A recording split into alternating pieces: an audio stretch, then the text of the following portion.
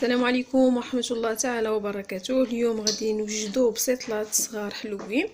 بالنسبة للمكونات فاحنا غادي نحتاجو 2 بصلات مفرومين، 2 صدورة ديال الدجاج، كاس صغير ديال العنبة ديال الزيت. بالنسبة للتوابل فاحنا نحتاجو سكينجبير الملحة والابزار والخرقوم، وغادي نحتاجو كذلك المعدنوس ومعلقه صغيره ديال السمن. بالنسبه للسمن فسبق ليا وحضرته معكم فيديو سابق. اذا اول حاجه كنقوموا بها هي كناخذوا هاد الطاسه كنديروا فيها المكونات كاملين من غير البصله. غادي ندير المعلقه ديال السمن في الدجاج. اذا غادي ناخذوا السمن والزيت والتوابل. غادي نخلي غير البصله والمعدنوس اللي نخليهم ما نديرهمش، وغادي نحاول نخلط العناصر مزيان ونمزجهم.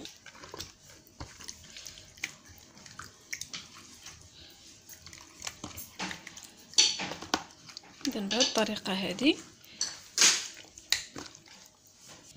نخليهم لمده ديال واحد ربع ساعه بيد ما يشربوا داك العطريه اللي ديجا فيهم. وغادي نضيف هادشي كامل على البصله ونزيد المعدنوس. اذا من بعد ما دازت 15 دقيقه فانا درت الدجاج مع البصله ونضيف العطريه اللي بقات لنا في الطاسه وكنضيفوا المعدنوس. اذا غادي نرد الكوكوط ديالي فوق من البوطه تقلى. من بعد ما درتها كتقلى غنزيدو كاس ديال الماء وغادي نسد الكوكوط. بالنسبه للبوطه فهي كتكون على بوطه مهيله. من بعد ما حديت على كوكوط غنحيي الدجاج وغادي نخلي داك البصله نبقى نديها ونجيبها حتى توقف.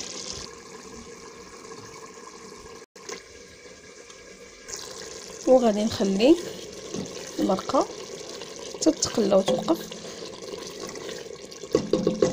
وعاد غادي نصفيها. وغادي ناخذ هذيك المرقه اللي غادي تبقى من بعد ما نصفيها هي باش نطيب البيض.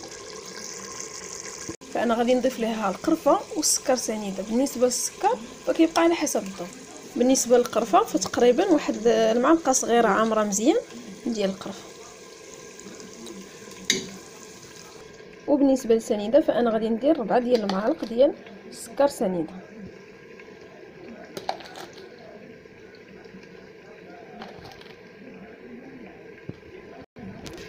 وغادي نحرك العناصر مزيان.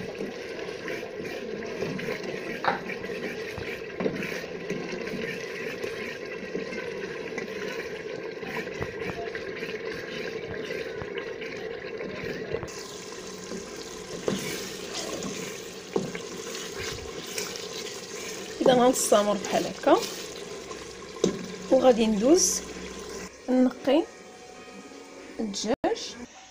اذا كندير الدجاج بحال هكا ومن بعد ما ضفيت على البصله اللي ديجا غسلتها فانا غناخذ الصفايه وغادي نصفيها. كندير الصفايه كندير شي حاجه من تحت وغادي نخوي. اذا انا صفيت هنايا البصله على هذا الشكل كنخليها تزيد تقطر. وبالنسبه لهاد الليدام فانا ناخذ منه نطيب فيه البيض. غنتقلو دابا نصاوبو اللوز. عندي هنايا زلافه ديال اللوز غنسلقو. بعد ما غلي ليا الماء فانا نخوي هذيك الزلافه ديال اللوز ونخليه يطلع واحد غليه ولا جوج. غادي نطفي البوطه وغادي نقشرو. اذا كنصفيه وكنبدا نقيه حتى كنكملو كامل. من بعد ما نقيته فانا غسلته غناخذ واحد الفوطه وغادي نشفوه. غادي نشفوه مزيان بالفوطه باش نقليوه ما خصش الماء يبقى فيه. اذا اللوز ديالي من بعد ما سلقته نقيته ومسحته غادي نديرو نقليه.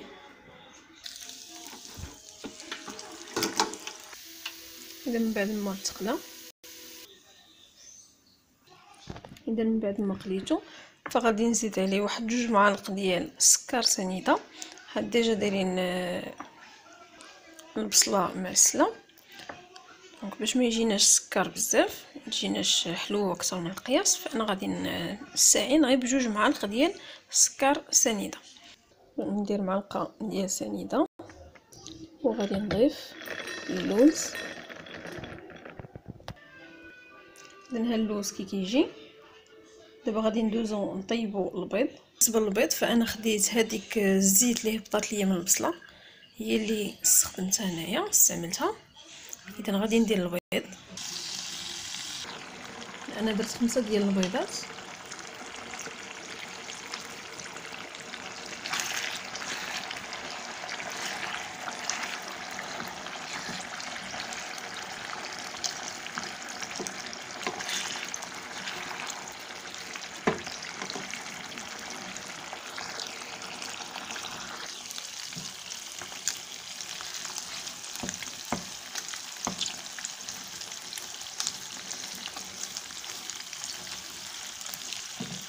كنخلطو هو والدجاج والبصله، من الاحسن بلا ما نهز هذاك اليدام اللي كيكون ديجا مازال في البيض.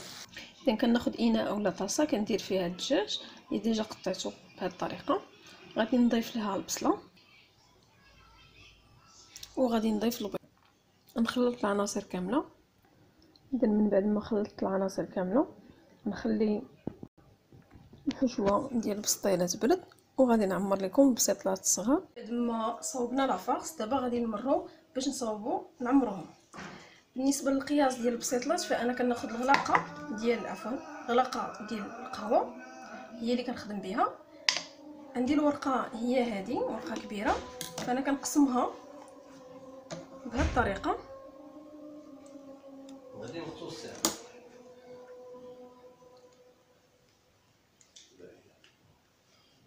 بهذه الطريقه هذه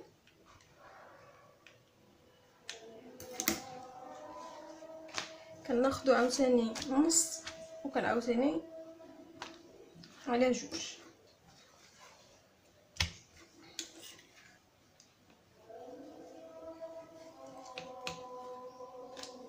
بالنسبه للورقه فانا ضروري خصني نغطيها. انا بغيت غير نوريكم كيفاش كنقسم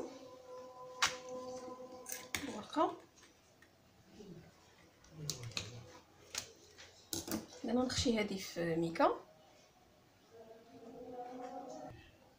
اذا هذه الورقه بحال ورقه واحده كنقسمها على 4. كناخذ الغلاقه اللي غادي ندير فيها البسطيله كنحطها بهذه الطريقه، ندير بحال هكا. كناخذوا شويه ديال اللوز كنديروه من هو الاول، وكناخذوا لافارس وكنديروها من الفوق.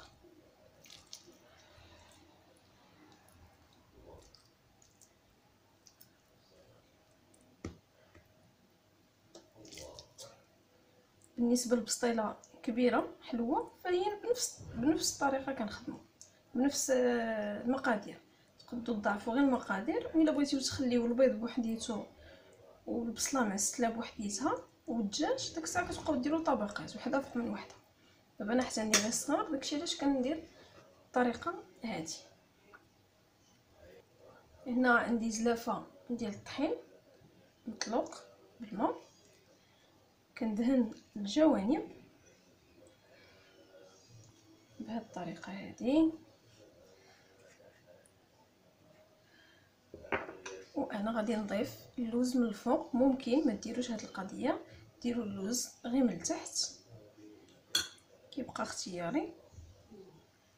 قد نكتفيو باننا نديرو غير اللوز في الاول ونديرو لافارس ديالنا وصافي. اذا كنغطي. اذا طريقه سهله بزاف كيجيو رائعين.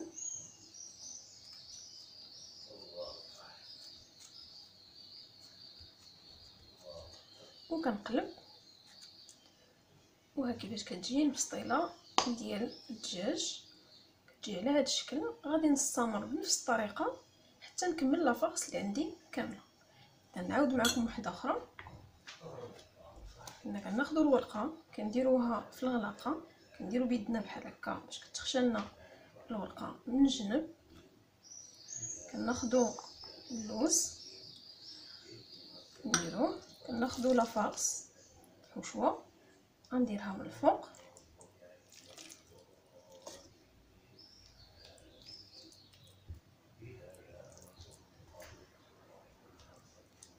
نعاود نزيد شويه ديال اللوز،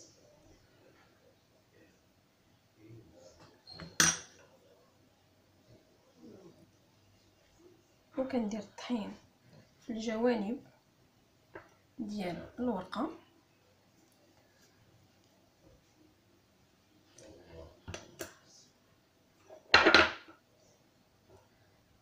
وكنبدا نجمع الاطراف بهذا الشكل.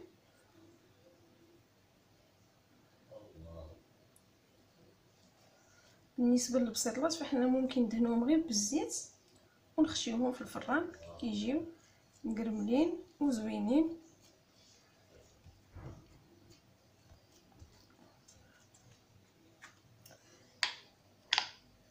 طريقه سهله بزاف، كيجيو كلهم بنفس القياس، كيجيو رائعين. اذا غادي نستمر حتى نكمل الحشوه اللي عندي كامله. كناخذ واحد البلاطو بالنسبه للطريقه باش كتحتفظوا بهاد البسيطلات. كناخذوا بلاطو كندهنوه بشويه ديال الزيت اولا نيشان، كنديروا ورق بلاستيكي في البلاطو،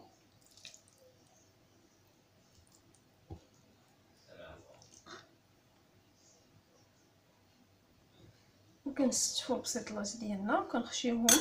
كنغطي عاوتاني بميكا من الفوق وكنخشيوهم في المجمد حتى كيشدوا راسهم مزيان. عاد كنجمعوهم في ميكات اولا في شي طاسه، كيبقى على حساب. الا كان عندكم ليسباس في كونجيلاتور ممكن ديروا غير في طاسات، من بعد ما كيجمدوا كديروهم في طاسات وكتخبعوهم باش كل ما كتبغيو تاكلوهم كتجبدوا منهم وكتخشيوهم في الفران. كدهنوهم بالزيت وكتخشيوهم في الفران.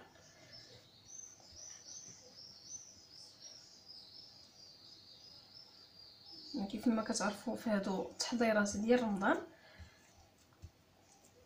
فانا كنخبي هادشي كيف ما كتشوفوا معايا في الكونجيلاتور. داكشي علاش ما غاديش نوريكم النتيجه النهائيه. انا دابا غير نحتفظ بهم، نحتفظ بهم في الكونجيلاتور باش في شهر رمضان كديروا وصفات واحده اخرين. كيكونوا عندكم ديجا بعدا البريوات خطوه ديجا دايرينها، كيكونوا ديجا عندكم وساهلين بالنسبه للناس اللي موظفين، كيكونوا واجدين كتجبدوهم كتخشيوهم غير في الفران. ممكن هذاك الوقت توظفوه في حاجه واحده اخرى، ديروا شي اكله ولا كتستغلوا باش ما تضيعوش الوقت في البريوات وفي البسيطلات الصغيورين. الا عجبتكم الوصفه ما تنساوش الضغط على الجرس ووضع جيم.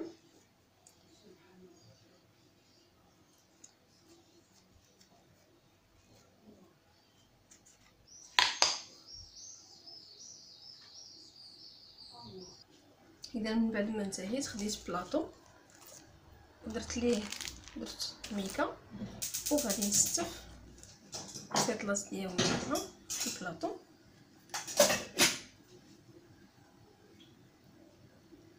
وغادي نغطيه ونخشيهم في الكونجيلاتور حتى يشدوا راسهم. وعاد ديك الساعه كديروهم يا اما في طويصات يا اما كديروا غير ميكات نيشان وتخبعوهم. اذا كيجيو على هذا الشكل هذا البسيطلات ديالنا. اذا بالنسبه للقياس اللي انا استعملت فهو خرج ليا 12 الحبه صغيره ديال البسطيله، دونك جوج سلوره ديال الدجاج. هذا الشيء اللي خرج ليا 12 الحبه. اذا لا بغيتيو كونتيتي اكثر فغتضاعفوا المقادير. وبالصحه والراحه.